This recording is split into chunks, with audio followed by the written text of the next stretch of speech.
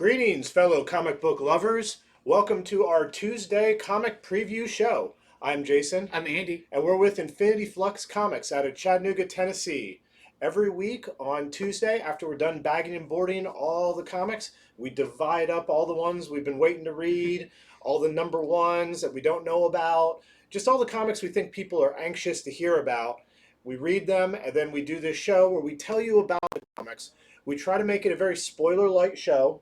So we'll tell you if there's first appearances, we'll tell you if there's anything big that goes down in the comic, but we won't ruin the read for you. Mm-hmm. All right, so I think this week, pretty big week, Pretty honestly. big week, yeah. I think we got maybe close to 25, 26 books we're going to go over. Wow. Yeah, I mean, some we go into, greater detail than others. Yeah, some we just show off. But I guess without further ado, let's get to our first few books. Yep, so my first book this week is one I've been very excited about coming up. You've definitely been excited about that one. I've been a huge Fables fan pretty much since I started getting back into comics. That was one of the big series that I undertook and followed and loved. And it ended quite a few years ago, but it is coming back in a very interesting way by its original creator, Bill Willingham, with Batman versus Bigby, a wolf in Gotham. So a lot of people are probably also familiar with Fables from the Telltale game, right? That Wolf game was Among really Us. Popular. Yes, I've talked to a lot of people who didn't know that it was based on a comic series. But so if you know Bigby, who in the Fables universe and in kind of the storybook timeline, he is the big bad wolf from all of the stories. So Red Riding Hood, he was the big bad wolf. The Three Little Pigs, Yep. It's all the same big bad wolf. A sordid past he's always trying to make up for. Now he's kind of tried to redeem himself and has become kind of a cop or an investigator. Correct. Yep. And this takes place, though, in Gotham. So there has been a slew of murders, and it appears that the murders were done by a big wolf or dog. So, and it doesn't take a giant leap to guess here. And of course, when that happens, Batman is going to investigate.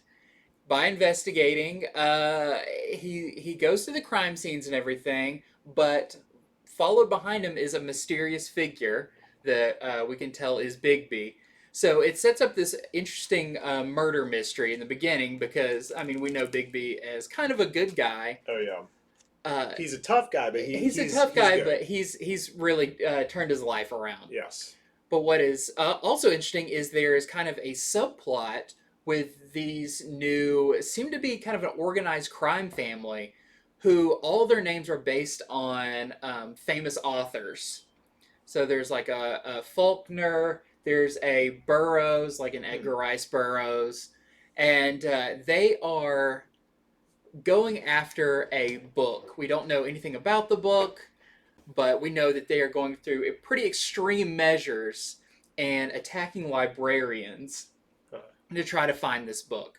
So there's these kind of two stories running parallel. I think this is really a great read. I don't think you have to have read Fables to understand it.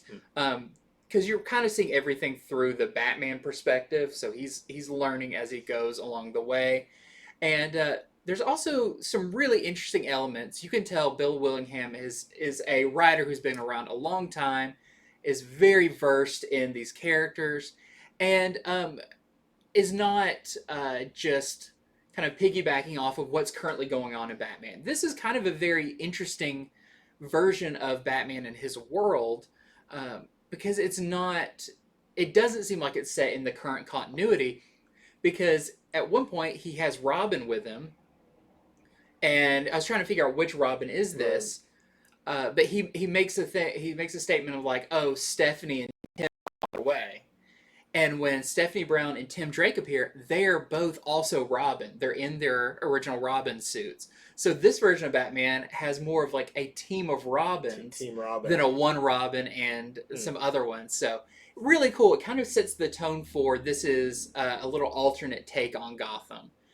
There's also, along with those new villains that show up in this, there is kind of a mysterious new character teaming up with Commissioner Gordon that could be someone we know from the Fables universe. It could be someone new, but it also sets up kind of something going on there that's really interesting with the police department investigating these murders as well.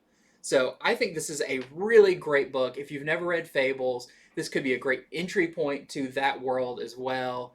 This is going to be a mini series, and I just thoroughly enjoyed it. The art is great, the writing is great, the panel layout is really interesting, like it was, where there's panels made of it's like stacked books and different things to break the page up. Yeah, the art is nice, I will say. Andy was raving about this book as he was reading it. As I was reading it, he was showing me parts a running of the art commentary on how much I enjoyed it, and not just because I love Fables. I think this is a great book. Also, we have this really cool variant cover, and that this cover, it's funny. So the artist and the inker swap places. So the interior artist did the inking on the cover, and the inker did the art on the cover. So it's pretty cool how they swap those. And the artists are Level and Liston. So really, really cool. I think people should pick this one up, even if they're a little hesitant about it, because it also kind of feels like a classic Batman detective story that we don't get super often, where he's literally at a crime scene, like looking for evidence and stuff. So. Yeah, Fables was a DC Vertigo book. I also very much enjoyed Fables. I highly recommend it. If you just pick up the first trade, you will be hooked. Yeah. But it's cool that DC hasn't forgot about these other properties. Yep. You know, that with Vertigo gone, they're not just like, well, that's gone. Instead, they reach the hand out and they go, come back to DC in the best possible way through Batman. Batman reaches his hand out and pulls them out. Because Fables was set in New York City, so it is neat to see one of the characters go to Gotham. Yeah, so. And how well they work in that scenario too. So. Okay, so the first one I'm going over is Miles Morales Spider-Man, issue number 30. Now look at that cover. There is the new suit. A few things to note. So his jacket is very, how would you describe his jacket? It's just sort of like it's just kind of like extra streetwear. Big. Yeah, it's extra big, so it sort of bunches up and moves around. You get to see a lot of it in the interior art. His mask comes up about to here, though, or sort of the collar of the jacket comes up to there. So I think you can see that there. Just some of the details I hadn't noticed before. Yeah. I think the coloring is what I noticed before, and now you get to really see it. This issue, it more than any other, is celebrating Miles Morales' 10th anniversary. And I'll tell you how. So there's a few stories in this. The first story, the A story, has Miles, and he's basically taking his new outfit out for a spin. It's sort of his first day in his new outfit. And of course, right away, he comes up against someone in a mech suit that is like a young conspiracy theorist.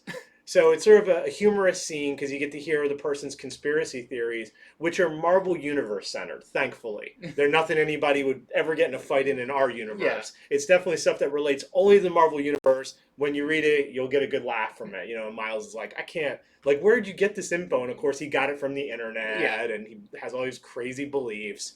But they're all Marvel stuff, which is really one of funny. them is Captain America a werewolf? Because that would be good. That would have been good. No. And so after that, it's just kind of a day in the life of Miles in his new outfit. There are some little girls, some twin little girls who've lost a puppy. You know, showing that, you know, Miles, he'll fight a guy in a mech suit, but then he'll go help some people find a puppy. Mm-hmm. And all this is on his way. He has a date with Starling, so they have some time together. And this is only about half the issue because they have a lot more I'm going to tell you about for the second half. So this is just sort of like, I think the writer knew they didn't have a lot of space, so it's like, let's show off a few things he has to do, and let's end it with more where it's going. Where it's going is, while he's on the date with Starling, they're getting spied upon by Taskmaster. We don't know why. This is in the solicitation too, so I'm not ruining anything here. This is nothing that no one knew about. And so still plenty to discover while you read. Now the other stories, they have a story by the writers from Spider-Verse. It's great. I really wish that they could write their own Miles series. Yeah.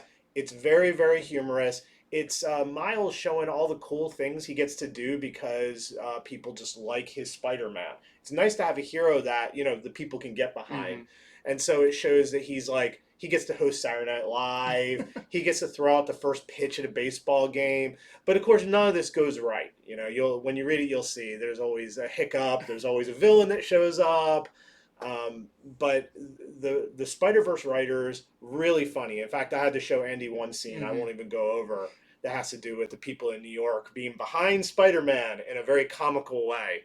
Yeah, it's a Really, very like I don't know, if you take like a step back and look at it, you're like, yeah, that is weird that that happens and yeah, stuff. yeah. So I really like that B story. Then there's a C story, which is 10 years into the future for Mm. Miles, which is really cool. Now you don't see him without his mask, so you don't see him like sort of as like he'll look in 10 years. I don't know how different that would be anyway. I guess just a bit more grown up. Hmm. He's in the mask the whole time, but he stops some kids from doing a crime, and he reveals a few little details about his life in 10 years. I think that's a huge deal. Yeah. It's not everything, but he does reveal. I guess the one thing I'll say is you'll know by the end of it if he's still, I guess, single or if he has a partner or anything Hmm. like that. So a really cool issue of Miles. I think a lot of love went into this Yeah. 10th anniversary issue. So let's see.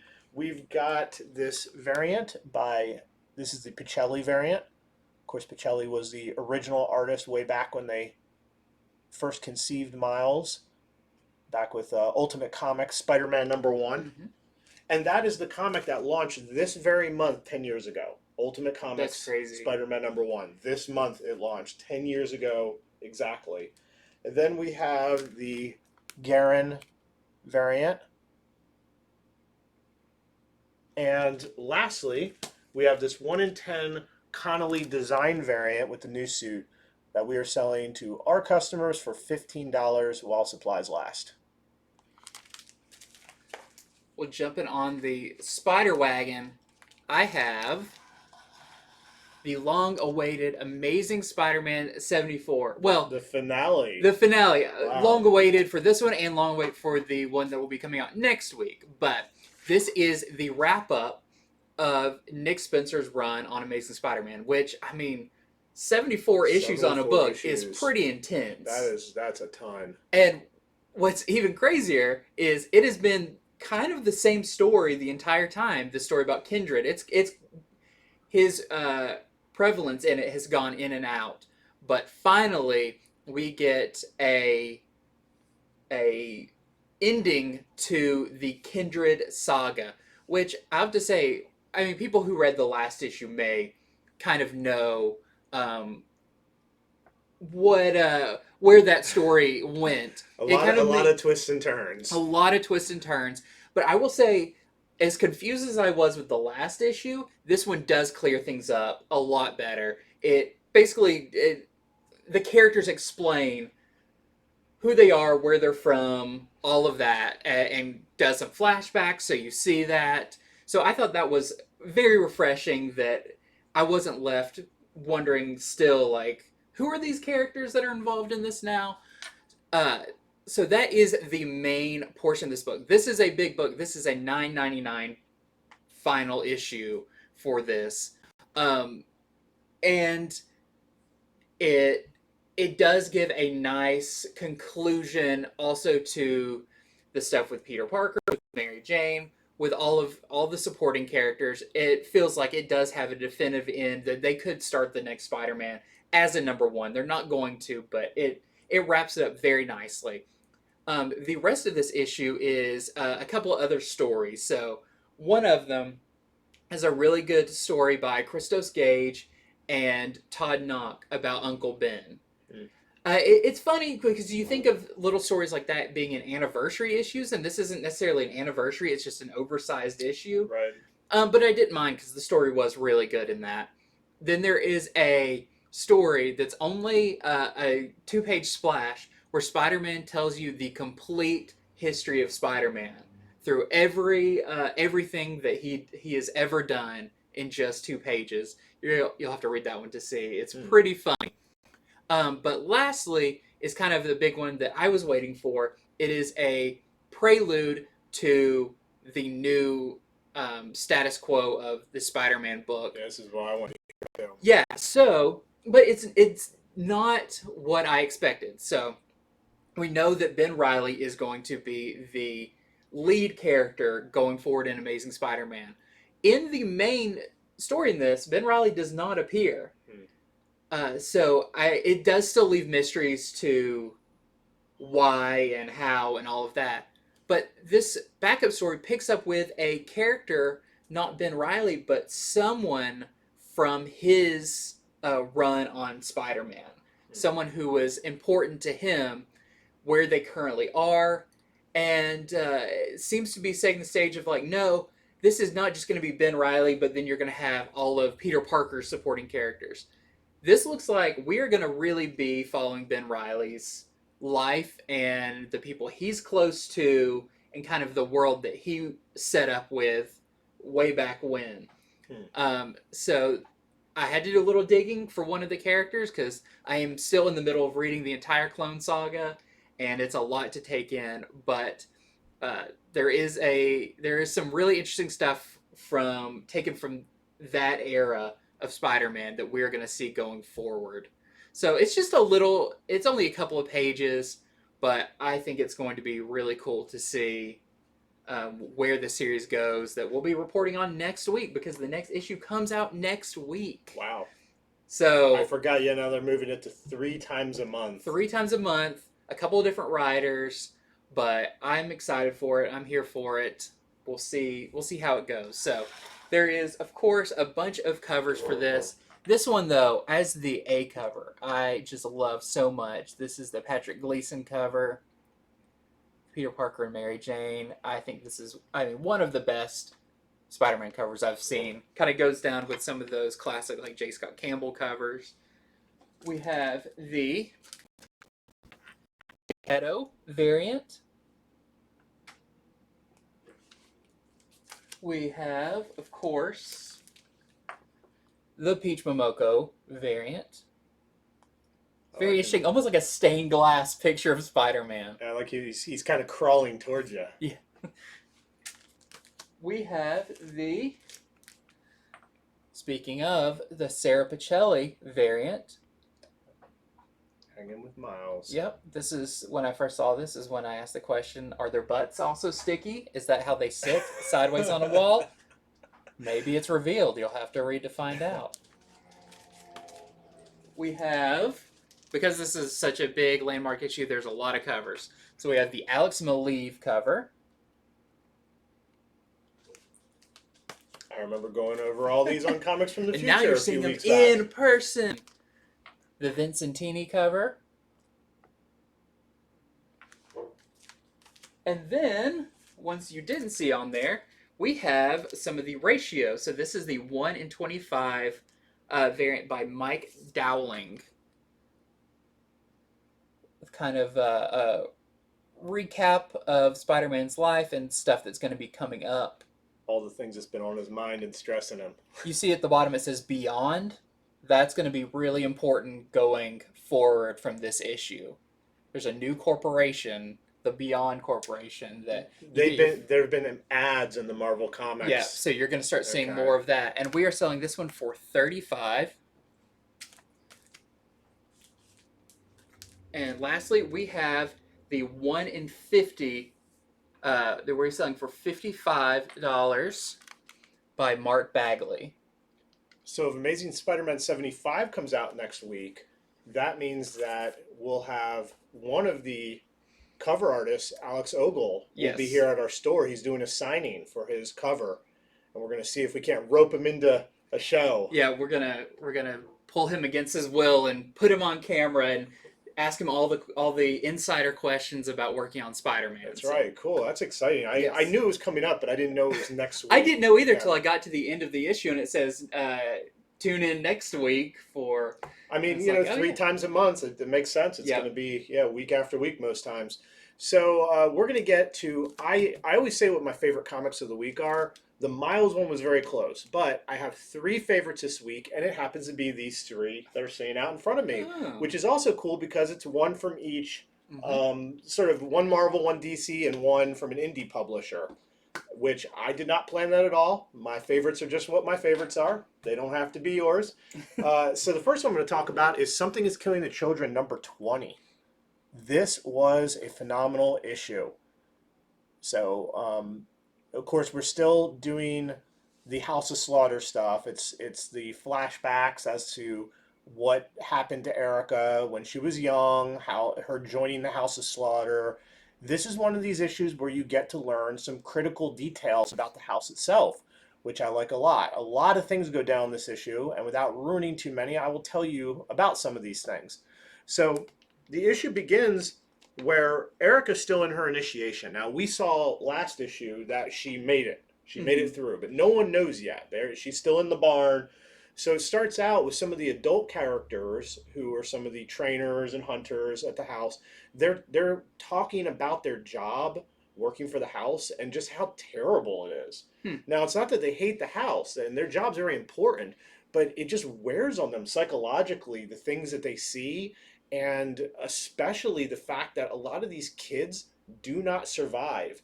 And you learn that they don't expect Erica to survive. I mean, they talk about her when she's not there like she's already dead, Mm-hmm. which Tynion does just a great job of the dialogue in those parts. A lot of emotion, a lot of depth added to these adult characters who are typically, cool monster hunters. Mm-hmm. You get to see the flip side as they discuss it. Um, so on top of that, obviously they learned this issue that Erica did survive because we already saw it last issue. They don't keep them in the dark the whole issue. So a lot happens with Erica in this issue. For instance, she gets her surname finally. So this is the issue where she goes from, I forget if they reveal what her regular last name was, to Slaughter. This is the issue where she gets that. On top of that, they map out her future from initiate to hunter. So, obviously we don't reveal everything on the show, but they're like this and that and that. And then one day, hopefully you'll be a hunter. I'd say my favorite part, though, is they go over all the mask colors and what that means, what positions they have. Mm-hmm. So there are 6 mask colors. I won't tell you what the positions are. You got to read the comic. I'm not going to take that. That was that fun from you. But there are 6 colors. There's scarlet, black, white, azure, emerald, and silver. And each one is a different job in the House of Slaughter. Hmm. So some very important information. And, this, of course, has been optioned for a TV show. I think this is going to make a fantastic TV show. There's so much info now that they're expanding it that you can mine into. Mm-hmm. It's like, oh, I want to see what the Emerald Mask people are up to. Yeah. And so, and of course, the House of Slaughter she's at, that's just one leg of it. There are other places like it throughout the world. So then towards the end, we have a scene where Erica gets to talk with the dragon. Now, the dragon is the head of the House of Slaughter she's at. And the dragon, the conversation's great. Like, it just shows how good Tynion is at his dialogue, which I already said how good the beginning started. The end is even better because he discusses with her why he thinks she survived. And I don't mean just the initiation. I mean, her whole family got killed, yet she lived. And some of the things he proposes to her are really difficult for her to accept. And it's very, very neat. It's very cool, well written. One of my favorite issues of Something's Killing the Children that they've written since they've done the flashback stuff, which I think they've all been pretty strong. But this is a really good one. Highly recommend it. Anybody who is starting to fall off, you're not going to fall off if you read this one. So we have this variant. This is the Fong variant. And I have to say, this doesn't really happen in this issue. We have the character with the knife, and it's a great variant, but maybe it's something coming up. I don't know, but this doesn't actually represent something that goes on in the comic. So my next one, very interesting one. Not too often do I go super deep on independent books like this, but this is Night of the Cadillacs #1. I mean, usually like zombie cars. I know, or like a little bit like Night of the Comet or Day of the Comet, Okay. something like that. But I went into this knowing zero about it, and that's kind of fun sometimes. Oh yeah. You know, so much of this we've read the solicitations, we've done our research beforehand. This one, nothing. So this is from Scout Comics, and it begins with a portal opening up in a small town. It doesn't say what it is, and what I believe is a Cadillac shoots through it. It feels very the scene in Back to the Future where they like come back when they return to the present, and it like shoots through the flames and everything into the street. Feels a little bit like that. And there is someone watching this happen in a car kind of hidden in a back alley, and one after one, different cars come through that portal. They all have a certain look to them. One is like a minivan. Some is like a hot rod. So it's very weird. They're not all like souped up cars. And flagged on either side are teams of people on different like bikes and everything. It's a very weird first few pages in this, and they kind of have that like warrior street gang feel, like they're all a little themed. Okay. They all kind of have like colors and what they're wearing is a certain thing. Fun. I'm a big fan of the themed gang trope, but come out and play. Yeah, so it kind of has this cold open like this. We jump to two girls. One of them's name is Hope. I don't remember if we learned the other girl's name. And they are tagging the side of a building, spray painting a giant moon. They go in to have a conversation about there is a blood moon coming, and people are acting like it's a really big deal, and the other girl's like, well, it happened, the last time, 15 years ago. Oh, hey, do you remember all the people who went missing when that happened?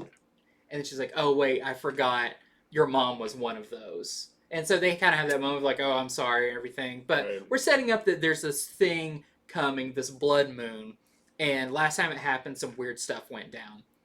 Well, something happens, and Hope is now being pursued by all of these people in these different cars.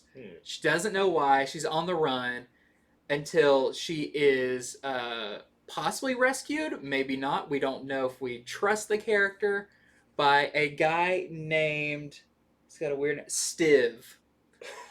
So this is a very interesting book. I'm not going to go into. We do find out more about what these people are that came through the portal and everything. This is a wild, very indie feeling book. Now, the artwork on the cars, I have the utmost respect for people who can draw cars, because cars are one of the hardest things to draw. They're very small details and everything that, if they're wrong, you can tell. So it has some very creative car art, almost very like car magazine feeling, because periodically throughout the book, there are just splash pages of art by different artists. It even has them listed in the front of cars or people or anything like that, but all in the very the style that's kind of almost an 80s. The coloring reminds me of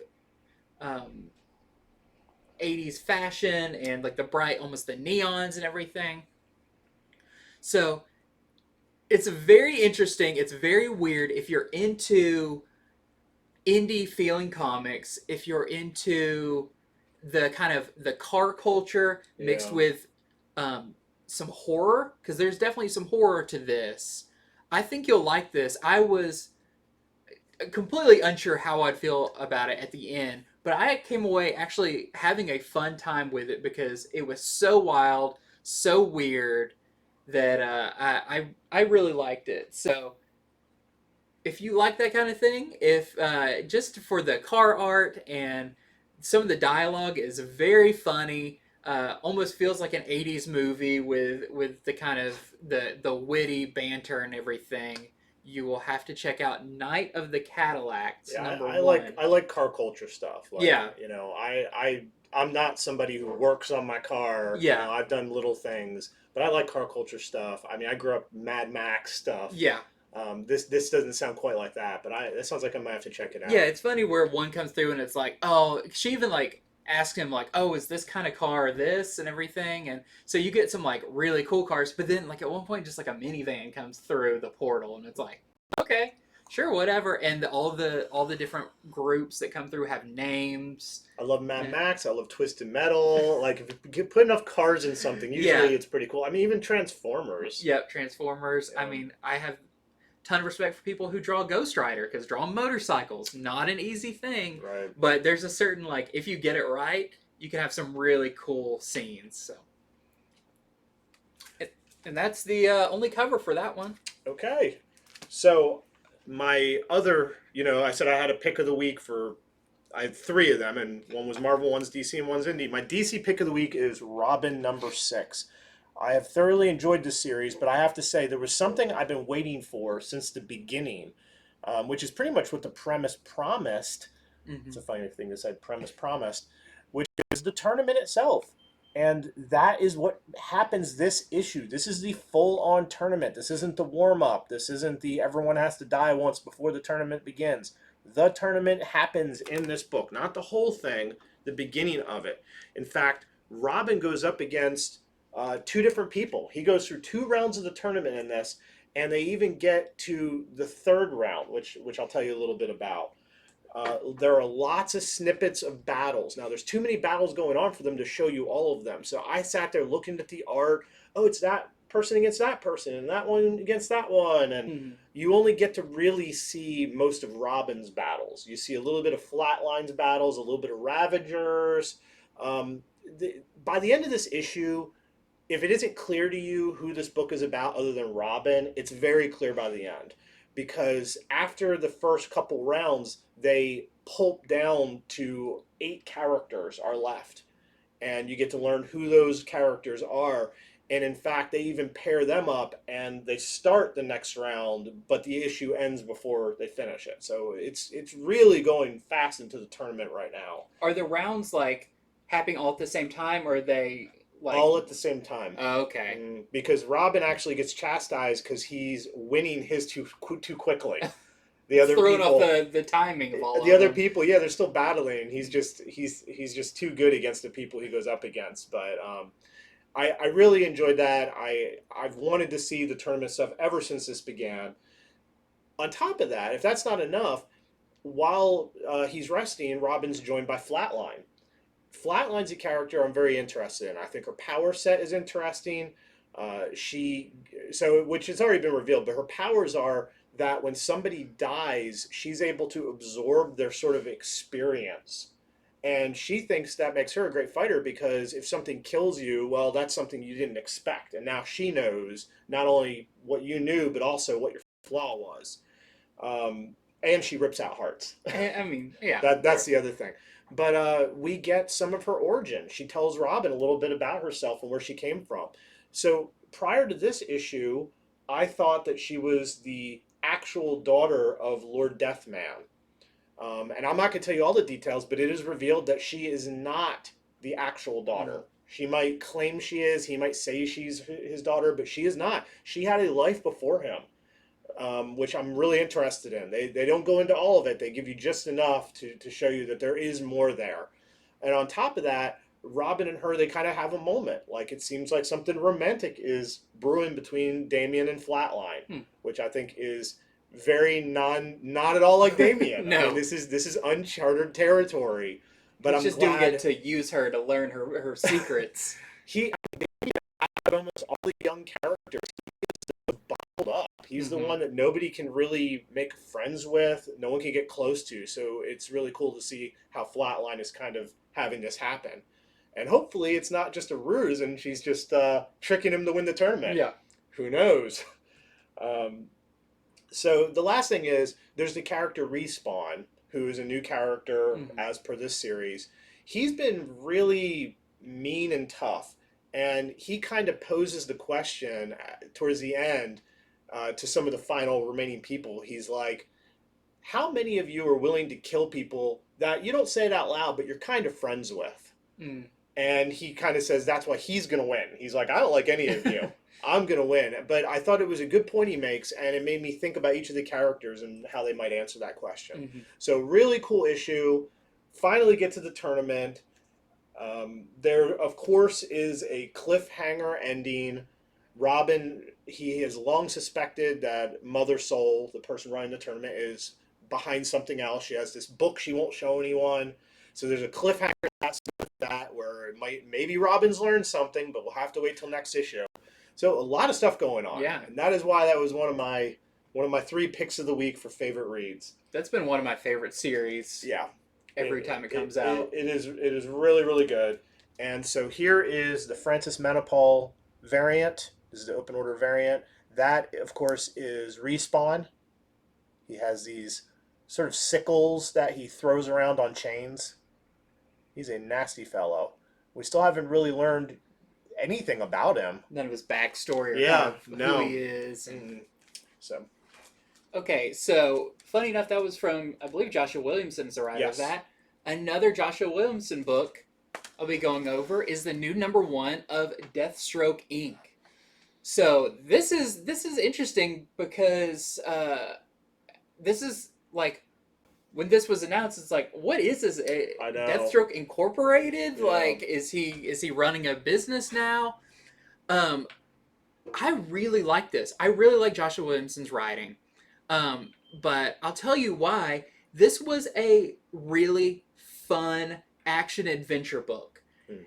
And it wasn't weighted down by, I don't know, like this book has to give me something in the end. There has to be a big reveal. There has to be... so this book picks up on a mission from this new organization called Trust. And it's an acronym. You'll have to read it to see what it is. But they're going on they're kind of like a, like all of the organizations in DC. They've got someone who's at the head of it, and they got their people that are out doing stuff. And this mission is sending Deathstroke to this, what looks like a very like suburban, white picket fence town to investigate, because they believe this is a facility of Hive. And Hive, in kind of the DC lore, is a very B-themed criminal organization where they have a queen, and they believe that the queen is here. Deathstroke is going to go in and extract the queen from the Hive. So it's very funny because you're kind of wondering the entire time, why is Deathstroke working for a company? What did they offer him? Also, not a spoiler because it's in the solicitations, Black Canary also is working for Trust. So this is a big team up between Deathstroke and Black Canary. Now, they both have their reasons for joining it. It does explain that, which I do like. I like that it didn't drag that on. Why are these people working together and everything? It is explained, and it's a very believable explanation. Not to say it isn't surprising, but it is within their characters why they joined this group. That whenever there's a organization in the DC universe, unless it's the Justice League, chances are it's up to some nefarious plans behind the scenes. Just look at Task Force X and the Suicide Squad and Argus and the DEA, all of that. Checkmate. They've all got some dirty secrets in there. So we do learn a little bit more about Trust, where their backing comes from, where their tech comes from, because one of the members who is not out on the mission but is present like over the comms is Toyman, the younger Toyman. He's kind of helping them out with their tech issues and stuff. So this is a very interesting book because, especially when you start it, you kind of don't know why does this book exist, basically. But I think by the end of it, one of the things has to be Joshua Williamson wanted to write a fun, high-energy action-adventure book that is... It doesn't have a whole lot of emotional weight, like in the way, like, Robin... There's a lot of weight to what he's doing and him growing as a character. This feels way more like a not buddy cop, but kind of a Tango and Cash. Uh, Things are exploding. People are jumping out windows. Honey battles. Yeah, I mean, there's some crazy stuff involving bees that you have to read it to see. Like, very disturbing, but really fun. And by the end, you do see like there's some stuff going on behind the scenes, but it feels like this series is going to be a lot of just fun, uh, very classic DC Comics action, going from location to location, doing missions, all that with your two unlikely partners of Deathstroke and Black Canary, who kind of both respect each other's skills.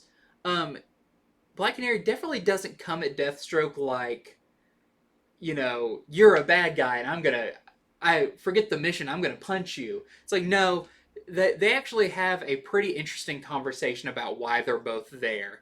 So this is another one that could be my pick of the week. I actually feel like I want to read the next one because I want to see more of what this book has to offer. But Howard Porter does the art, which I've been a huge Howard Porter fan. And Joshua Williamson, great writer, great dialogue, great setup for things to come. And if you're looking for a book that is, you know, it's not a quick read, but it feels quick. It feels like you're thrown right into the middle of the action. And there is a ton of explosions, a ton of fighting that I think a lot of people will really like. So really recommend this. It is one of my picks of the week for best books, and I'm really looking forward to what's coming up next in Deathstroke Inc. I still don't really know why it's called that. It's not like he owns the company or anything. Maybe he'll start his own corporation later. So this is our A cover. This one also has some killer variants. No pun intended. Of course, you've got your Matina variant. And what's going on with Deathstroke's face? You can see a little bit of his skeleton under there. So another interesting clue on that. And then this one, just another amazing cover.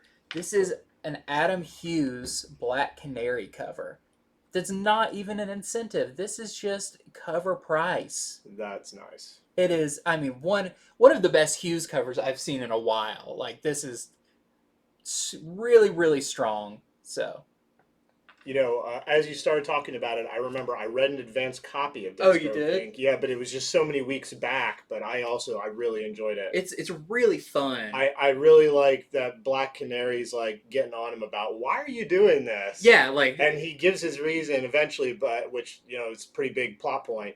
But then he also turns it on her, like, why are you doing this? Yeah, I mean, they bring up like, hey, does Green Arrow know you're doing this and Yeah. stuff that's like, great. These are two very strong personalities that can handle each other in a situation like that. And Williamson, he likes Deathstroke characters because in Robin, there's no less than 3 Deathstroke characters in that. Well, and I also mentioned that there's some controversy with Deathstroke recently about like he's done some really terrible things. That is also brought up in here. And that's one of the things Black Canary talks to him about. So, yeah. I mean, there's a reason why Deathstroke is in this book, and it's strongly about him. All right, so enough of Black Canary. Let's talk about Black Cat. So I read Black Cat number 10. This is my pick of the week from Marvel. Of course, if you've watched our show at all, I have talked about how much I've enjoyed this series. We have a lot of people reading it too. I think more people reading Black Cat than ever. Not that she's had that many series, but this Infinity Score plotline has just been fantastic. I think Jed MacKay, who writes it, I was telling Andy, I hope Marvel lets him do an event book. He is good at having many different plot lines running all at the same time and not forgetting any of them and having it all just like propel the story forward. With just the right timing and momentum. With the success of that and Moon Knight, yeah, he's really rising up in the ranks. He really is. His writing is excellent. So in this issue, Black Cat, first off, she has been hired by an unknown person to gather the Infinity Stones. Now, the Infinity Stones aren't like how they used to be. They have melded with people. So she's not just looking for stones. She has to find the bearers who have them, still have this power. Think of how dangerous that is. It's like, hey, Star, you have the Reality Stone. Well, I've got to find a way that you're going to come with me and not use it on me. So the beginning of the issue is Black Cat, and she's kind of narrating in her own mind about why she's doing this, how difficult this job is.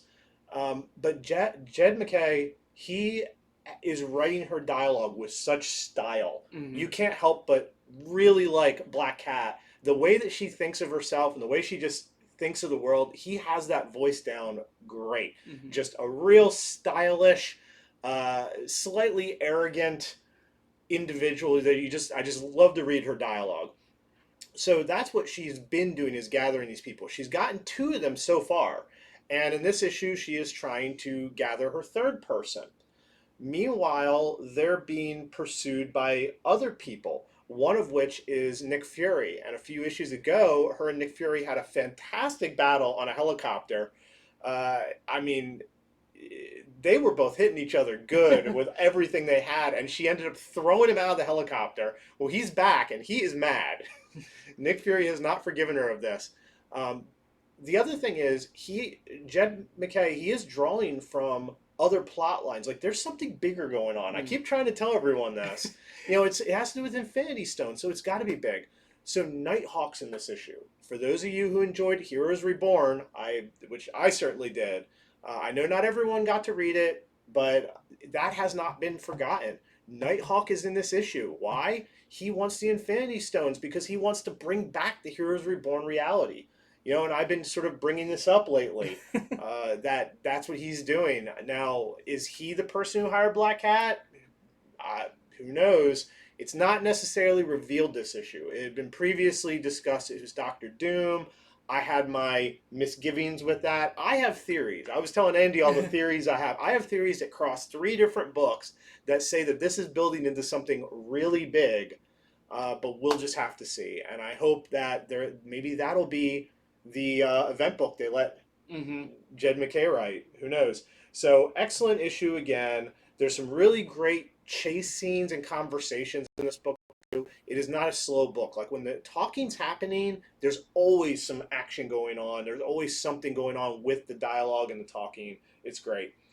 And I didn't even know this was coming up, but the next thing that's happening is a giant-sized Black Cat issue. Mm-hmm. So next up is giant-sized Black Cat Infinity Score. I think something that's going to happen in that. Yeah. So we will see. Been thoroughly enjoying it. Here is the Lupacino variant. That's one of the stone bearers right there. The one that she is actually after this issue, and he is a real piece of work. Some of the people with the stones, they're not so bad. Yeah. Some of them are straight up terrible people. Here is the Ruin variant for Miles Morales' 10th anniversary. And lastly, we have the 1 in 25 Perez variant that we're selling to our customers for $25. Yeah, I never knew how much I liked the character Black Cat until this series. Yeah. So. Yeah. I mean, that you have theories, like big theories, based in a Black Cat book is a big deal. I don't know if that's ever happened. Yeah. Like, universe with altering. A lot of breadcrumbs that were already spread. Yeah. I mean, she had that vision of the stones, like, way back early in her series. Yep. And so. Okay, my next one is something I was about to say I'm not going to even attempt to explain. I will attempt, but I will surely fall short, because this is Inferno. This is Jonathan Hickman's, as they say, swan song to his X-Men run. So this is wrapping up things that were first started in House and Powers of X years ago. I would almost say, I mean, with a few exceptions, you could almost read House and Powers and then read this and feel like you've got a pretty good grasp on what's going on. Because really, in between, there's a lot of plot threads that hadn't been touched on too much. Myra McTaggart is a big plot point from House and Powers that hasn't shown up but more than a handful of times, and not in any significant way. This I will say is the majority of it is about Myra and what she's been doing, what her plan has been. Because if you remember House and Powers, we learned that she actually is a mutant, Yep. and her mutant ability is kind of reincarnation, where she retains, when she dies, she retains the memories. And so she died over and over trying to do different things and learning from her mistakes and varying it a little bit. And we saw all these crazy different timelines, future stuff with Apocalypse, and then her trying to just live a normal life. So that is brought up heavily in here of when you have this ability, what is your goal? And I'll have to say her goal, at least when we first see her in this, is pretty dark. Mm. We've always kind of thought of Myra as one, a side character, but also a decently good one who's always helped the X-Men on her island and everything. But she has a agenda in this that goes against what you think someone like her would have. Mm. Now, this is important though, because there's another character that is very important to this run, and that is Destiny, who is kind of Mystique's lover, someone that Mystique has been fighting for them to bring back with the Krakoan technology of bringing people back to life, has been trying to get them to bring Destiny back, and there's always been a reason why they can't bring her back. Now, Destiny's ability is she can see the future. So, without giving too much away, she sees Myra's plans. At some point in history, these two met, and they got a good dose of each other, and now that is what kicks off this Inferno event. Is Mystique, she made a statement in a previous issue, basically, if I can't bring Destiny back, then I'm going to burn Krakoa to the ground.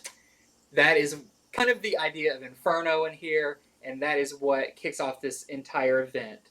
Now, there's also some other stuff going on. There is something that we saw also in House of Powers, where Nimrod, the semi-organic, semi-robotic being, is being built, along with like the Sentinels and all of that. And the X-Men and all the mutants have been trying to stop Nimrod multiple ways, and that has failed every time, to the point where they're almost wondering, is this an inevitable outcome for the mutant race? So there's some other plot threads going on, but I'll say the main one is Mystique and her plan to try and bring Destiny back. There is some, as Hickman likes to do, there's some like just one-page things sprinkled in here of scenarios that you don't know where they fit in the story, but are pretty shocking. Also, this time involving Emma Frost, who's been a pretty big player in this. Oh, yeah. But I think this is a very important read. If you've been reading pretty much any of the X titles up to this point, this seems to be the series that's going to cap off what's going on in the X-Men and probably start a new era for the X-Men. I don't see, given what this Inferno miniseries is putting out there, that one way or another things are going to change for the X-Men pretty heavily going forward. And knowing Hickman's leaving, someone else is going to have to take over the spearhead of the X-Men books, and they're going to have different ideas as well. So, how many issues is Inferno? I am not sure. That is something I need to look up. It's not long. It's not like a 12-issue one, I don't believe. I think it's a fairly short one. So, just a few short issues, we're going to see kind of the whole mutant race upended somehow. Well, I'm glad they brought Moira's stuff back, because I mean, House and Powers was great, and it's been too long. I was just waiting to get back to all that. So it was hard to be like recommending House and Powers and then people saying, what do I need to read next? And it's like, well, you can pretty much pick up any of the series, but that storyline Kind of goes on pause. Kaizen goes on pause because there was a lot of other stuff going on. But because this is a big event book, we have a lot of covers. So here's our A cover. You see Myra standing there with, looks like a lot of dead mutants around her. Gives you a little hint to what's going on. You do not want to piss off Mystique. Like, no. Mystique says she's going to burn all your stuff to the ground. She is. And there's not much that can stop her from. I mean, she'll get to every turn. With her powers, and she's really smart, and she just can sneak in anywhere pretty much. So here is some of our open order variants. This is the decal variant with Emma Frost. Really nice one. When I saw this one, I thought she looked like she was on a cruise ship. She's styling. Looking out. Then we have... You're going to see Mystique on a lot of these covers. This is the Vega variant. Really nice. I think people underestimate Mystique's intelligence, too. Yeah. She is very smart, very crafting. She will go head-to-head with Professor X and call him out, which I think makes her extra scary. We have the Silva. This is called the Homage variant. You see some very key players in here. Bishop has a big part in this. Stuff with Cyclops and Bishop you'll have to check out. Interesting. Then it's a Marvel book. If we don't have a Peach Momoko variant, really nice one. Looking like some weird stuff going on with Mystique on that one. This one, I mean, is beautiful. I need to take it out of the plastic so you can see. That's got to be the Mark Brooks, right? This is the Mark Brooks wraparound variant. I mean, you could take all day looking at this and looking at all the characters involved. Somebody should hire Mark Brooks to just draw every comic character ever. Just on a poster, yeah. I love this one as well. Here's our Art Germ variant. Mystique just has, anytime she shows up, just emanates power. Then we have, this is our 1 in 25 variant. This is the Carnaro variant. Which also, if you look on there, Mystique's arm is turning into like some kind of like weird bird, feathered, furry thing. It's interesting. And then finally, a really cool one. This is also a wraparound. Yeah, I was looking at this one. Yeah, this is the 1 in 50 Greg Capullo variant. Yeah, I like Greg Capullo's take on drawing the X-Men. Yeah, this was one of the hidden gem variants that they have. Kind of brings back some older art, recolored, I believe. And so we're selling this one for $45. You can kind of see on the back there, wraps around with some of the other characters.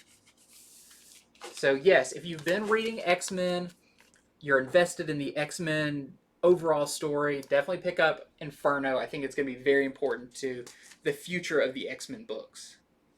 Okay, so this is Gun Honey #1, a new ongoing series from Titan. The first thing I'll tell you about this series is it is already optioned and in development for a TV series. So if you're the sort of person who likes to get ahead of that, whether it's for spec purposes or just you like to read source material before things make their way to TV, I thought I would tell everyone that. So one of our main jobs on this show is to tell people about comics so that the right people know which comics they want to get. This comic I would describe as being mature crime. Mm-hmm. That's what I would say. There's a lot of skin in it, a lot of girl bikini, getting dressed, getting undressed, so that is in there. So if you're somebody you don't like a lot of that in your comics, it might not be for like you. Your classic like pulp novels, like steamy pulp novel type exactly thing. Which also James Bond and James Bond movies draw from that as well. So the dialogue though to me it's either going to be what you want or what you don't want. It is some very hard-boiled, over-the-top dialogue. It's not exactly the way people talk, but that's not really what you want in fiction. In fiction, it can be very boring if people just talk the way they do in real life. Instead, in this, it's people one-upping each other with trying to say the cooler thing. Like I say this cool thing. Oh, you think that's cool? I say this cooler thing. So I know some of my friends, they love stuff like that. Yeah. They just sort of overwrought, super hard boiled, over the top dialogue. But then I have other friends who don't at all like that. Mm-hmm. So that's our job in the show, is letting you know that's what to expect from it. Now the premise, it's about this woman who's on the cover. Her name is Joanna Tan. She is a gun dealer. She basically sells illegal firearms to people. Well, some of her firearms that she sold end up in a prison. They get used in a prison break. A bunch of people end up dead. So some covert agency tracks her down and says, hey, you need to find the guy who did this. They don't make her, though. She's too cool for that. A lot of people are very cool in this. It's too cool to be told what to do. They actually hire her. And it is funny. At first, the whole conversation, you're like, oh, you're forcing her to do this. And in the end, it's like, no, we'll pay you because you're awesome and you're going to do a good job. So that is what the premise is. You get to learn a little bit about her past. How did she become a gun runner? Where is she from? Things of that sort.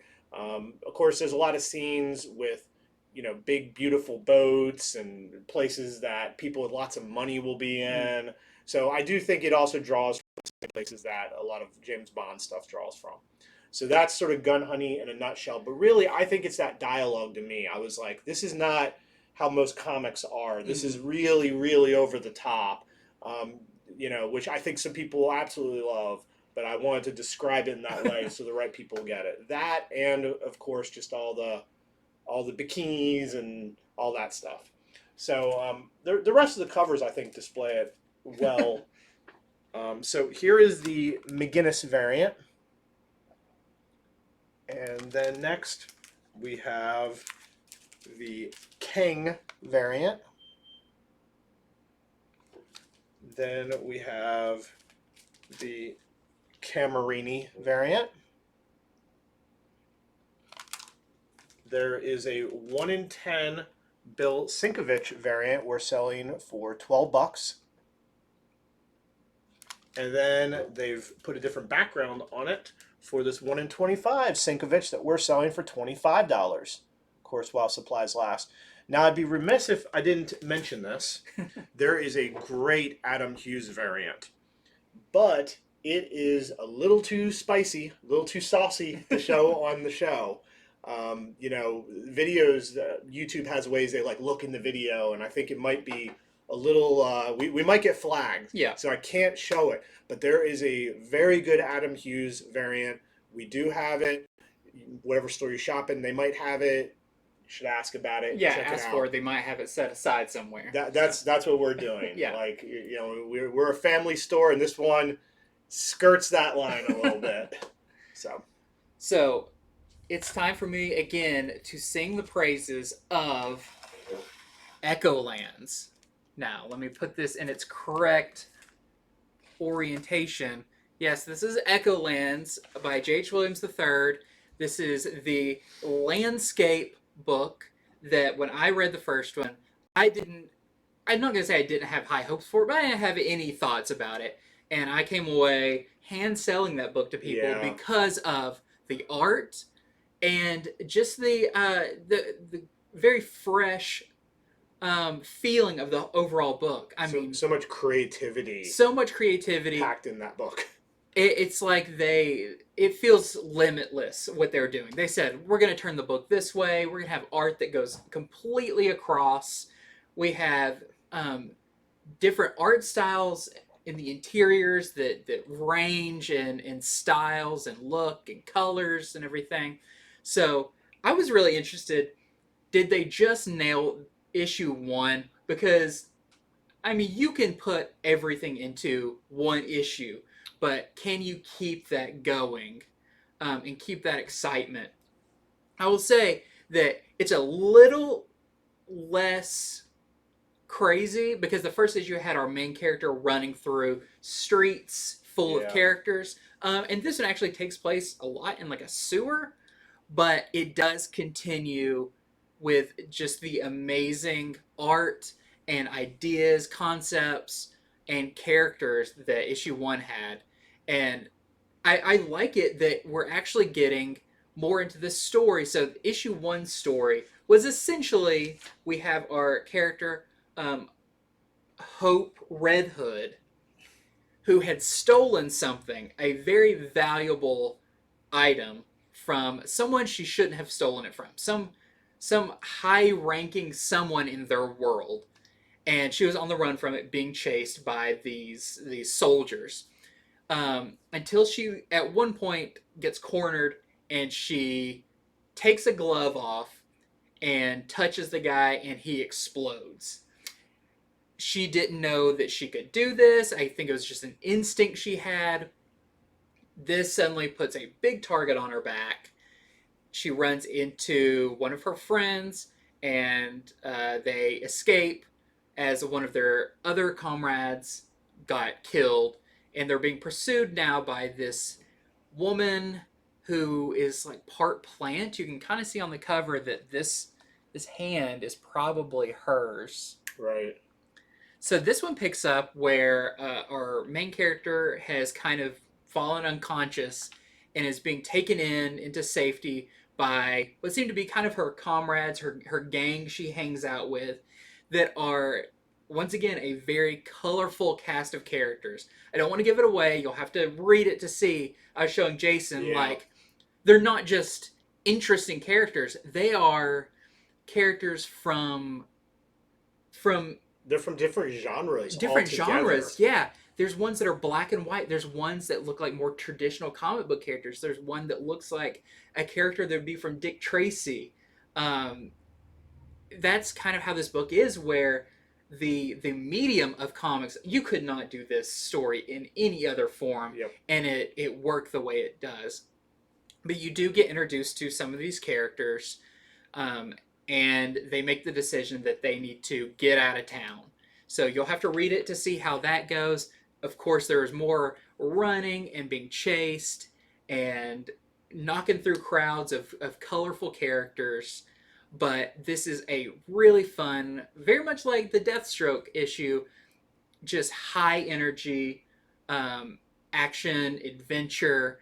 And I don't know if they are ever going to say what this world is, but there are hints to what this maybe could be. At first, and when I read issue one, I didn't really put much thought into it other than it just being super creative. But now in this one, some of the characters, I'll say that something happens where you see not their names, but what they are, and maybe where they're from. When I say maybe, it puts a question mark at the end of it. But they're kind of named things that you almost say, are these from things that I should know? So I won't give away too much more. You'll have to see. There's some names dropped later on in the issue that are very reminiscent of known properties. So another just amazing issue of Echolands. I am so excited about this one. It also has backup material that's in world. There's ads. There's everything. This is one of the most interesting books, I think, since like Fables and Sandman, is what I would kind of relate this to, is high literature comic reading. So this is our A cover, and that is how it goes. It'll probably fit in your comic boxes like that. We have the Samson variant, which you see one of the key players in this now. And then what wanted to also mention, I don't have the A cover for it here, but was released this week as well. This is the variant for Echolands #1. I believe they call it the Raw Cut. And so this, I'll give you a little sample, is, I believe they said it's how the book looked when it left the artist's table. So there's one page that shows it really well, that actually it's black and white, but you can see like, oh, there was a little bit of color down here, like when this was put together. So I think this is awesome. I believe out of all the books, like this is the kind of book that needs this kind of treatment to really appreciate just the line art. Yeah, it is a pretty unbelievable book. I mean, I think even out of all the books we have here, if you just pull all the dialogue out of the books and all you could do is look at them and look at the art and try to look at the story that way, this would be the number one book this week easily. It's one of the most ambitious books I've seen in ages, and so far they're pulling it off. Yeah. I mean, it's one thing to do an ambitious book; it's another to be able to pull it off. And I do think they're going to eventually reveal what this world is. Yeah, I think it's sort of in the title, Echolands. I think a lot of the discovery is, what is that title? What are these Echolands? We're talking before the show about some theories on that. So, yeah, what an incredible book. Yeah. So, next up, I am going to talk about Detective Comics number 1043. This is a Fear State tie-in. Pretty much every character related to Gotham is now doing Fear State tie-ins. I mean, they've made it big. I mean, it's going into Nightwing. It's going into Harley. It's going, just any of the Bat family. Even I Am Batman is somehow related to this. Correct, yeah. So in this, there is a new villain or possibly henchman who tries to kill the mayor, Mayor Nakano. And much of this book is Mayor Nakano running from this person who's trying to kill him, while Batman is trying to intervene and trying to help the mayor. Now, usually when Batman's trying to help you, it's very direct. He's there, he's in front of you, but he's kind of behind. He's like showing up, doing things, but he can't quite get in there, to fully help him. So that is what a lot of the story is. But I will say by the end of it, it looks like the remnants of a former villain from a past Detective Comics series might be still around. There might be something coming back that we thought was already dealt with. The backup story in this, however, is pretty important. The backup story is a Red Hood story that leads directly into the upcoming series Task Force Z.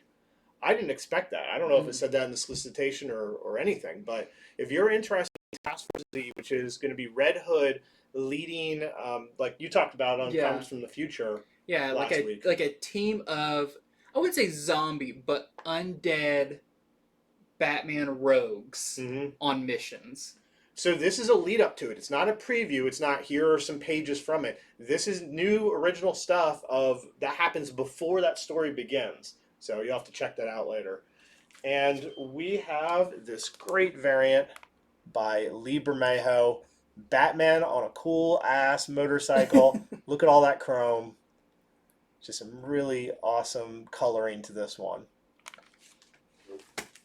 Okay, my next one is I'm going to do a couple because they all kind of relate. This is the Superman Power Hour. So we've got Superman, Son of Kal-El, and Action Comics. I'll say the main one I want to talk about is Superman, Son of Kal-El, which is good. It is they're still very much setting up Jonathan Kent and what kind of Superman he is going to be.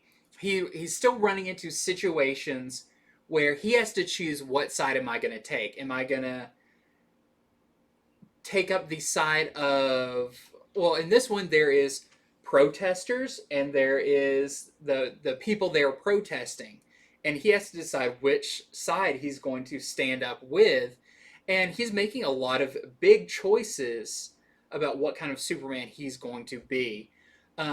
On top of that, because he takes those strong choices, as you can see on the cover, he ends up in jail. And of course, for Superman to be in jail, he has to choose to be in jail. Yeah, I know, that's silly. He basically puts out his wrist and says, you know what to do. And he does get bailed out of jail. Not surprisingly, it's on the cover, by his father. So he's having a classic teenage moment where he got arrested and he has to get his dad to come bail him out. At least they let him keep his suit on in there. Well, yeah. And what's funny is, everyone knows now that Clark Kent is Superman and Jonathan Kent is his son, Right. and is also Superman. Uh, People don't necessarily, I don't think they connect the dots that Lois Lane is also his mother. So that's an interesting plot point that is also brought up in this with Jonathan's new friend that is a journalist. When he meets the Lois Lane, that's like his idol. He's like, that's the person who tied Lex Luthor to Interpol. Like, that's the, like, she is the hero of all reporters. So that's really cool. But the reason I want to talk about both of these issues at the same time is they both contain basically the same scene. We are right at the edge of Superman Clark Kent leaving to go on a mission. So we know now pretty much he doesn't die because, I mean, Action Comics continues. We see where he's going. But he is about to leave on a mission to War World, which is very reminiscent of what happened in Future State. Exactly what happened. But in these, we see, in this one, we mostly see his conversation with Jonathan, basically handing the mantle of Superman over to him, saying, you know, you're going to have to make decisions. You're going to have to live with the decisions. You're going to fail, but you are Superman. I promise I'll be back, but this is yours now. Don't get arrested again, son. Don't get arrested. Who do you not want to bail you out of jail is Lois Lane, because she will give you a talking to. And then in Action Comics, we have Superman and Lois, and their kind of final conversation before he leaves, which is also a very important scene. And really building up, like, what's going to happen to Superman when he's gone. It's a very final feeling conversations he has with both of them. Like, I don't think they're going to kill Clark. If they do, it's not going to last forever. But very interesting issues setting up the future of the Superman universe. So we have, that is the A cover for Son of Kal-El. We have the A cover for Action Comics, which I love this one. A lot of emotion in that one. And then we are out of the Action Comics variant, but we do have the In-Hyuk Lee Son of Kal-El variant. All right, so finally it is here. The final issue of Extreme Carnage. Extreme Carnage Omega. This is the 8th issue of this 8-part series. It started with Alpha, went through all the one-shots of the different Life Foundation symbiotes, and it all leads up to this. They've been dangling in front of us what Carnage's plan is. We kind of learned it by the end of last issue, but this issue, you learned the entirety of it. What I have to say about the plan is it's a very blunt but effective plan, which to me seems exactly what Cletus Cassidy would come up with, or Carnage, because Carnage is actually not in Cletus Cassidy, as we learned last issue. He has a new host. And he reveals a little bit more about this host in this issue. He reveals some very messed up things about this new host, which I can see this character coming back. Mm-hmm. In fact, I think I'm going to have to look up what this character's first appearance is, because it happened during this. Mm-hmm. That if they bring Carnage around, it might not be Cletus Cassidy in the future. It might be this character. Which is a big deal because, like, Venom has had Flash Thompson and Eddie Brock and, of course, Peter Parker for a little time, but right. I think Carnage has always been Cletus Cassidy.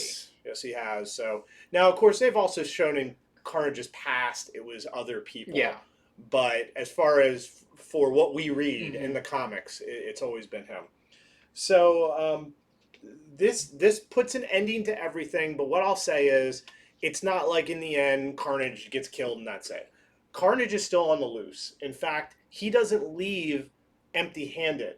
Maybe all his plans don't go right. I mean, how could that happen?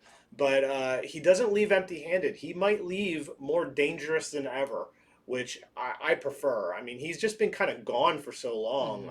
I want Carnage. Carnage he's one of those villains. He's very unrepentant. He's very brutal.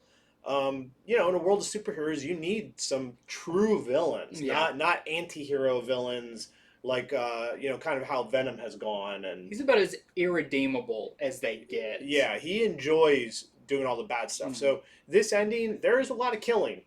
There's a lot of goriness. It's a Carnage book. It's They're a Carnage book. they're doing It's it in the right. title. They're doing it right. And then you have the people who are against him. You've got Flash Thompson.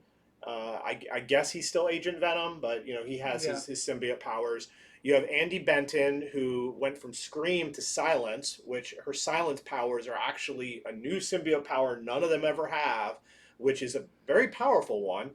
And then you have the kid Bren, who is the host for Toxin, who last issue in the Toxin one shot, it turns out he's not so bad. He fights off Carnage. He's like, I'm not joining you. He's got a really good moment in this where the other Foundation symbiotes are like, Toxin, why didn't you join us and go on Carnage's team? I won't tell you the response. You got to read it, but it's a good response. He really insults them and their own intelligence and sort of free will in this one.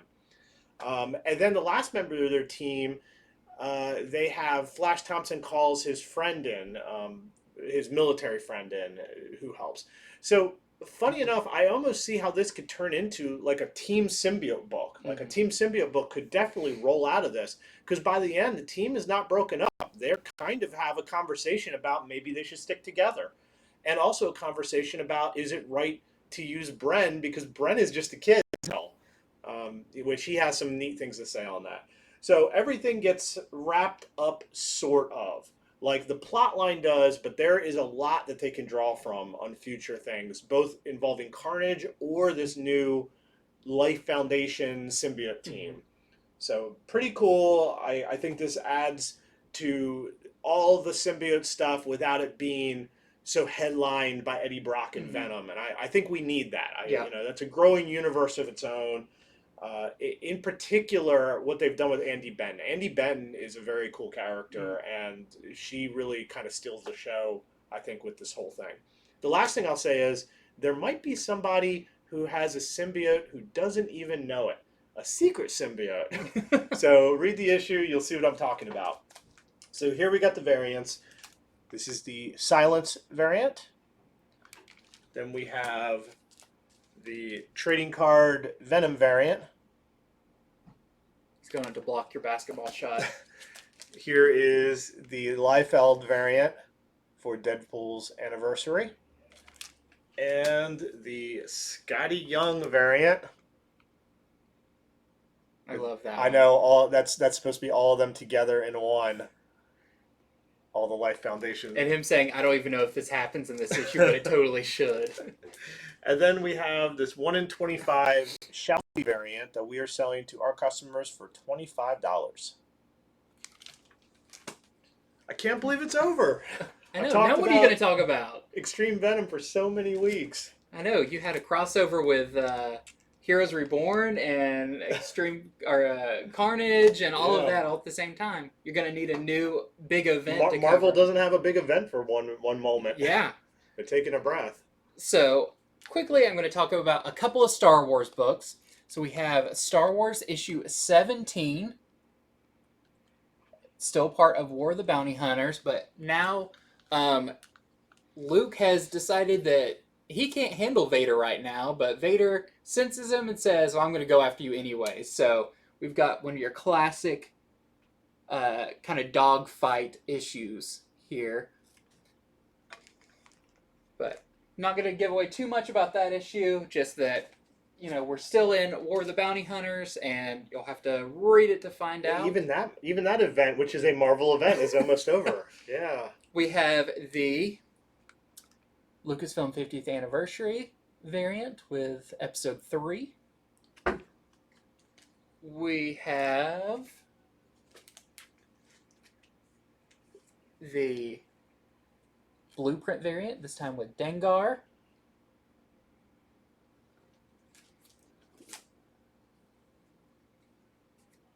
We have the action figure variant with a Man. Of course, the John Tyler Christopher. Bet he never thought he'd be drawing so many background characters. Yeah. And then we have the 1 in 25 Raza variant with, it's kind of dark on there, but with Lando. That's cool. We're selling that one for $25. I know there's a lot of really big Lando fans. With his ship on there, not Han's, it's his. And then we have issue 2 of Star Wars Adventures Ghosts of Vader's Castle.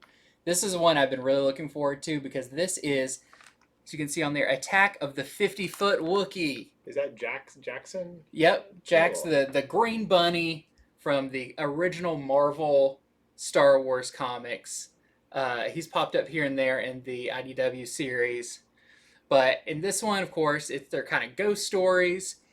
This one, I will say, there's not only a 50-foot tall Wookiee in it, but there may be some other giant kaiju-esque characters that you'll have to read it to see.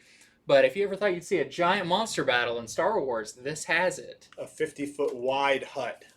Oh, yeah, man. 50-foot tall, 50-foot wide hut. But he's still the same height. He just goes really Yep. far out. Then we have the variant for that one. And we have the 1 in 10 Francavilla variant, which is like the virgin, or the uncolored of the A cover. And that one we're selling for $12. Okay, so I read the 5th issue of Berserker. At the end of last issue, the doctor who has been, interviewing him and getting his past stories and running all these tests, she shows up at his house and she's like, I want to level with you. I want to be honest with you. So that's where this issue continues from. And they say many things, but the crux of it is the doctor says, look, I have spent my whole life studying you and running tests on you. And to be honest, you're beyond me. I cannot figure you out. And you just told me this story where basically you're saying you're half God, and I can't figure you out. In particular, the immortality end, the fact that B, that's what they call the character B, he has a perfect memory, is a didactic memory. So not only is he immortal, he remembers everything. Again, there's another story told from his past. This issue explores what would it be like to be an immortal and be lonely. You want to have relationships. You want to have people you care about. You want to fall in love. Well, this shows the first time he falls in love and what happens. And it goes in to show many other times that he tries to care for people as an immortal, meaning he's going to live, they're going to grow old and die, or he's from brutal times. They're going to die long before they even grow old a lot of times. It's a pretty sad issue. And they handle it. That's doing immortal stuff over a time period. There's a lot of ways to do that. And I think they handle it very artfully is the way I would describe it. So that is pretty much what this issue is about, is sort of, because B, when you see him in the non-flashback scenes, he's very emotionless. And I think you're seeing what wears down that emotion over time. And we're getting to the root of, why do you want to know about your immortality? Is it that you're tired? Is it that it'll give purpose to certain things? That you could grow old with someone? So that's a lot of what is explored in this issue. And so here we got some variants. We have the foil variant of the regular cover. Then we have the Camuncoli variant. Obviously B back in the day, maybe 40,000 years ago or something. Here is the foil version of that as well. And here is the 1 in 50 of that, the Virgin variant, for $25 is what we're selling it to our customers for. And lastly, we have this 1 in 25 variant by Shalvey that we are selling for $20. And Andy, you said you heard Keanu Reeves in an interview talking about Yeah, Berserker he lately? did an interview on the Today Show or something like that, talking about it, and it was really nice to hear. I think Matt Kent posted it, and just to hear Keanu Reeves on an interview talking about, all these comic names that we know, even calling out Bill Crabtree on colors and everything was, oh, it's what they deserve. They That's deserve for great. everyone to hear their names. Yep. So People don't understand how important the comic industry is, Yeah. but more and more they are understanding. Mm-hmm. So next up is one I'll talk about just briefly, but is really fun. This is Superman 78, number 2. This, of course, continues the story of kind of. I was talking to somebody about this. It's hard to tell, like with Batman and with the Superman series, they're spiritual sequels to the original. It's hard to really pinpoint when they take place. It's kind of a nebulous comic book time. But we know this is after the first Superman movie. And in this, in the first issue, we saw that Earth got attacked by Brainiac. But this is the Superman 78 version of Brainiac, which is a little bit more simple, not just like crazy tendrils and everything. This is kind of your classic Brainiac. And after Superman beat the first Brainiac that invaded, of course, Brainiac is a lot of things. He's got all the different versions of himself. And that was one of the Brainiac robots. And Superman is not... He's not dumb, but this version does not have like the super intelligence that like the 1940s version had or whatever. So he has to find the smartest person he knows, and unfortunately that smartest person is Lex Luthor. So you get that classic like snark battle between Superman and Lex, and Superman basically leaves Lex with the head of Brainiac and says, figure out what this is, where it's from, what it does. But of course, you can't trust Lex. No. He's going to try to turn that to his own gains. So that's kind of the story of this one. But I did want to mention this sees the return of possibly the dumbest ability of Superman that ever was on screen.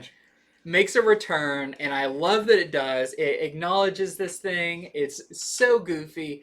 If you are familiar with not only Superman 78, but I believe it was in Superman 3 that he had this ability. I think you're right. You'll have to smile when you see it. This version continuity of Superman and all his wild powers and abilities, you'll have to read it and see. But another great issue, a lot of fun. I know a ton of people who don't even read comics that I could give this to, and they would have a blast with it because it is so familiar. You know those characters' voices. The facial expressions in it, they nail them. Wilfredo Torres in this one, just with the characters look identical to the actors from it. So yep, you got Gene Hackman, Lex Luthor on Gene the cover Hackman, right Lex there. Luthor, and Christopher Reeve Superman, and Margot Kidder, Lois. At one point, Lois, Clark kind of stumbles into the office or whatever, and as always, Lois is 5 steps ahead of him, and she's like, "Oh, you can finish off my lunch. I had a Cobb salad, and here you can have the rest of my fries." And she just hands him like an empty like McDonald's fry box, and he does like his like looking at it. It's just a lot of fun. So that is issue 2 of Superman 78. Okay, so I read Harley Quinn number 7. This is a Fear State tie-in. Like we were saying, pretty much all the Bat family and people near them are pulled into this Fear State thing. Now, this issue, you just kind of get like the tip of the iceberg of Fear State in it. Meaning, most of this does not have to do with Fear State too much. There's a bit of it. In fact, Harley isn't even included in that bit. One of the main villains that Harley's been going up against is Hugo Strange.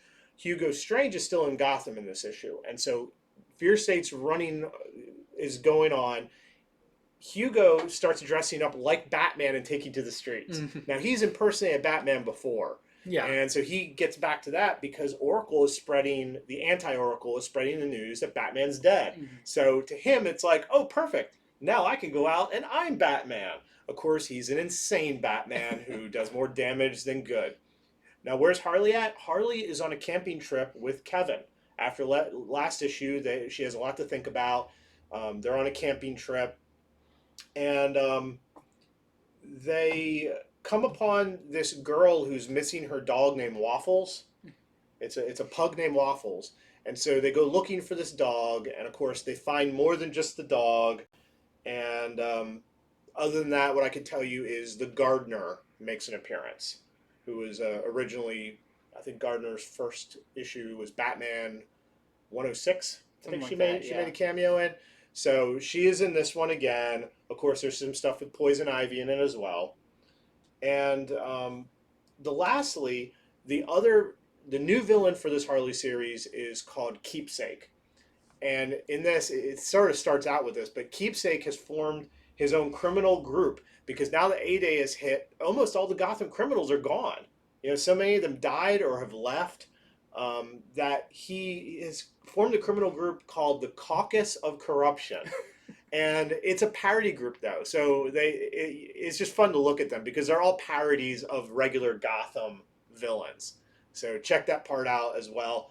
And it's funny because Keepsake thinks he's tricking Hugo Strange. Hugo Strange thinks he's tricking Keepsake. As much as Keepsake is trying to be a real villain, he just seems like a joke villain. Mm-hmm. But, you know, that's good for a Harley series. Yeah. A Harley series, she doesn't need some gritty villain. So we are out of the variant. So there is a variant for this issue. We're out of it right so now. sign up for it because Harley has great variants, but they sell out fast. Sold out quickly.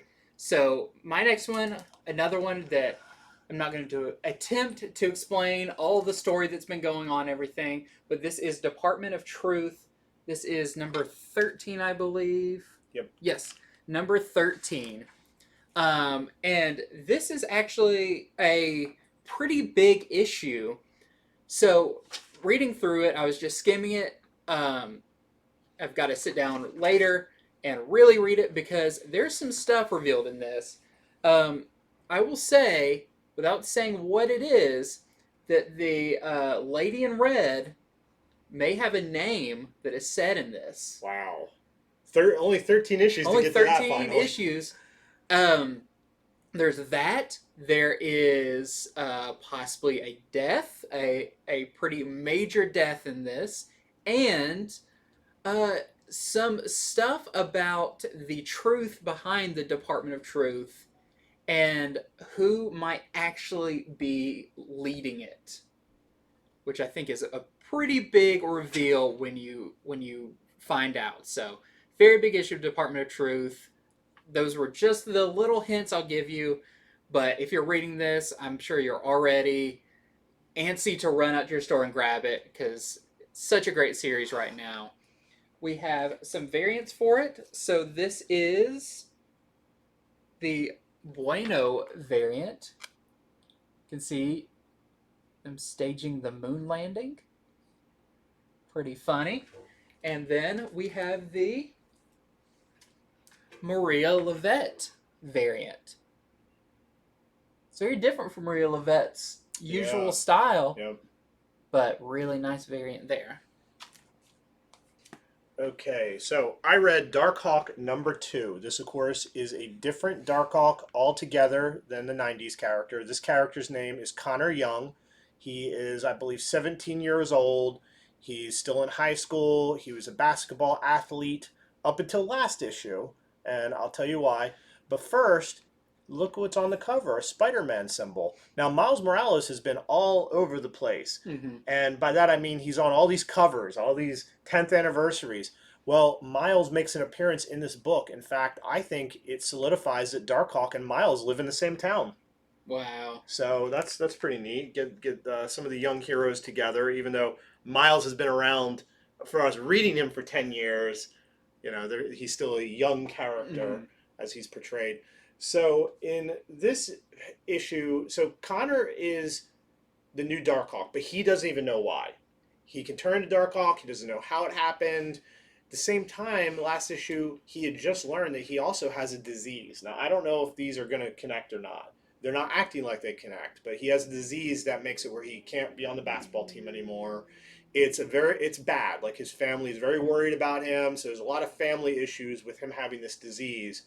But meanwhile, he has this secret. He hasn't told anyone that he has this alien form he can turn into. Connor's best friend has gotten involved with these local sort of gangsters. It's like these bad kids that run around stealing stuff and they have guns.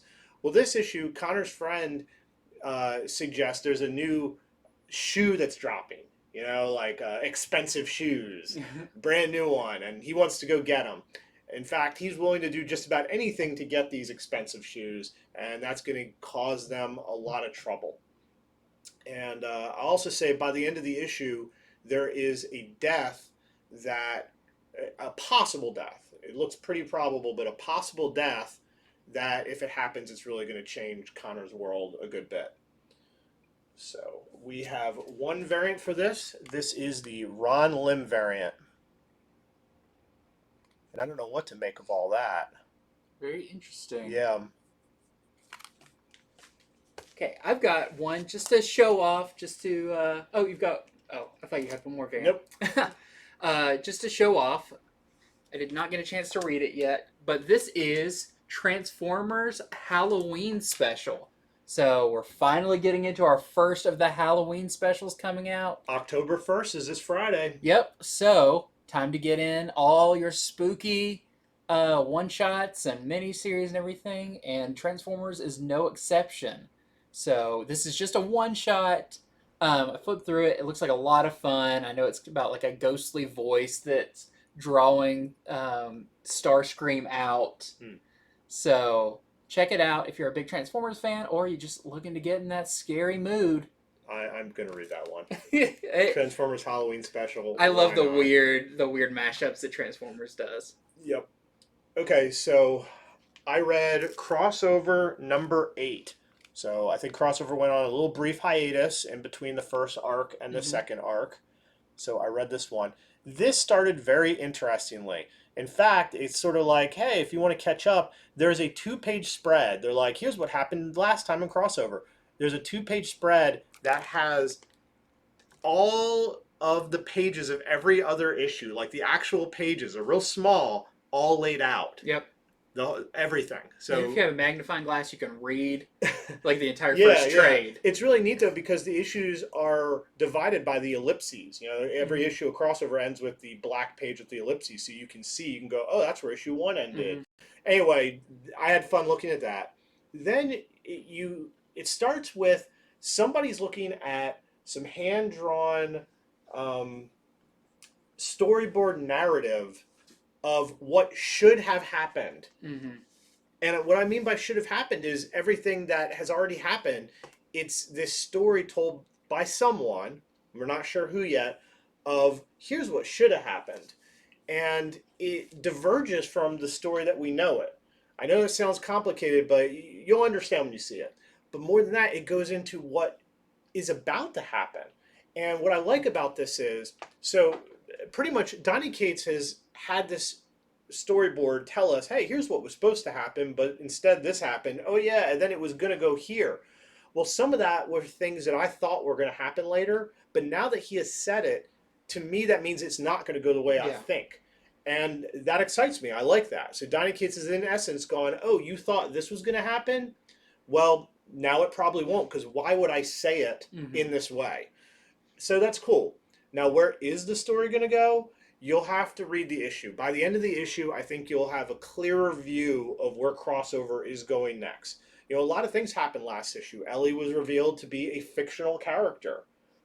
And there's a lot of fallout from that gets dealt with. There's a lot of discussion of what how is that and how is that going to work, and what's going to happen now that the dome is down. So that's I think most everything I wanted to say on that issue. Is a good issue. I enjoy crossover. It's really ambitious, but I enjoy reading it every time.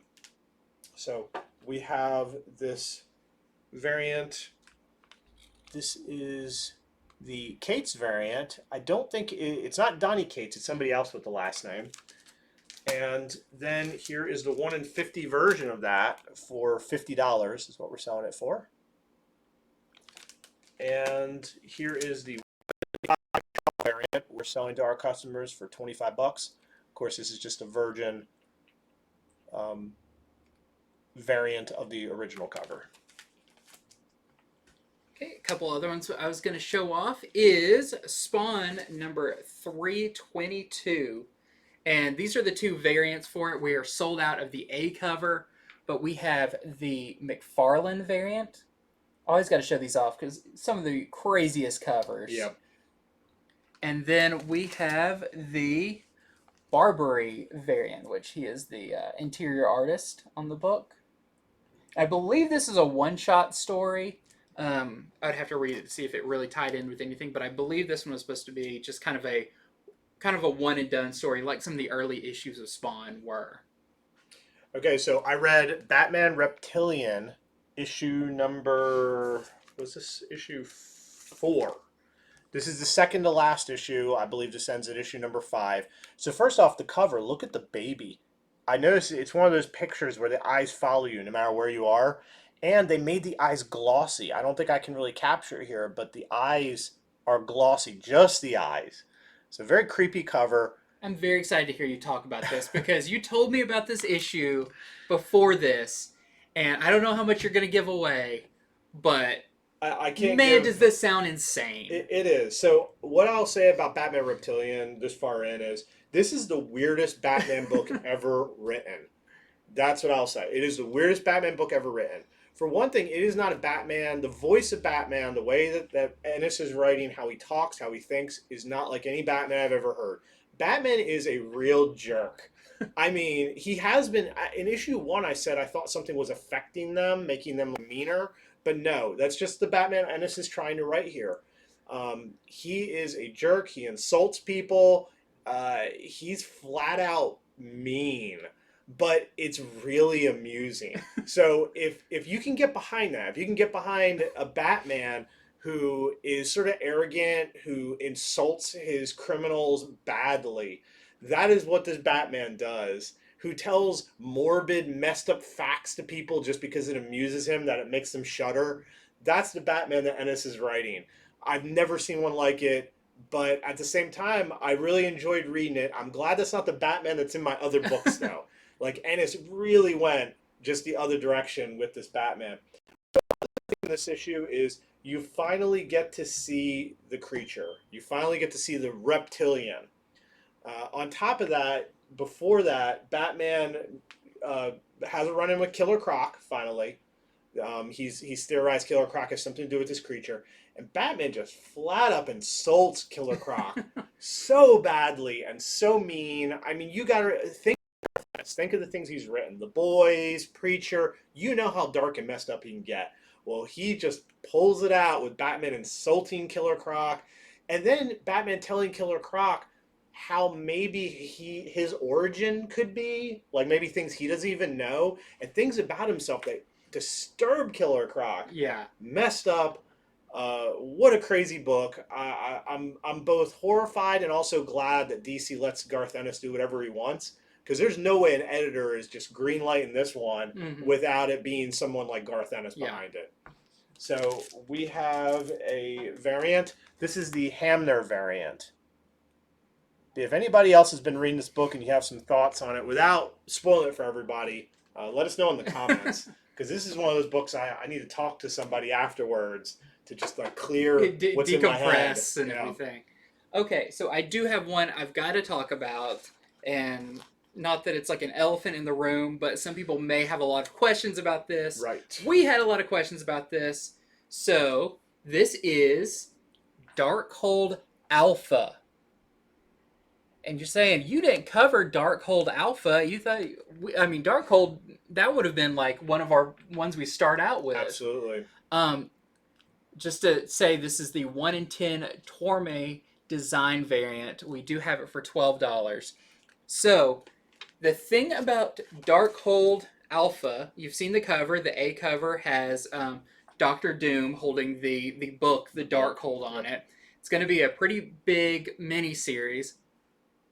When we got our shipments in, we only had this variant and a couple of, I believe, the C cover. Yep, everything else was missing. Everything else was missing. It wasn't on our invoice and everything. We got an email from Diamond, the distributor, saying that something on their end happened, and these are the only ones coming out tomorrow. Right. This variant and this C variant, which I don't have here, it's got Scarlet Witch on the cover. Um, and the other covers, the A cover, Yep, the main cover. the main cover, and the cover that looks like the A cover, but it has Scarlet Witch holding the Darkhold instead of Doctor Doom, won't be coming out for another few weeks. Yep. But they can go on sale.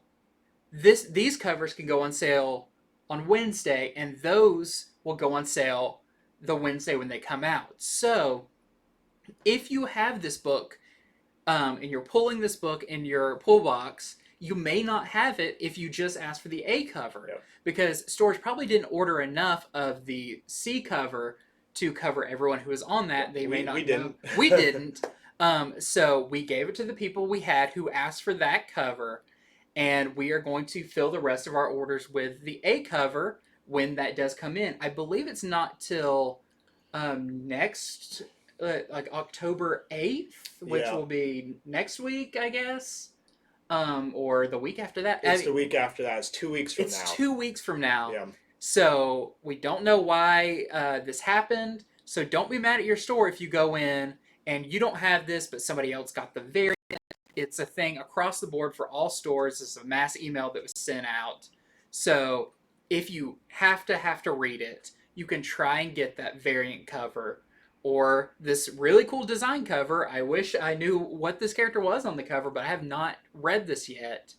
Or you can wait a few weeks and get the A cover when all the other ones come out. So basically, Darkhold, any cover you can find is going to be scarce. Yeah, it's going to be scarce. It is released. I don't know what they should have, in my opinion, asked us retailers to hold these till all the rest showed, but they didn't.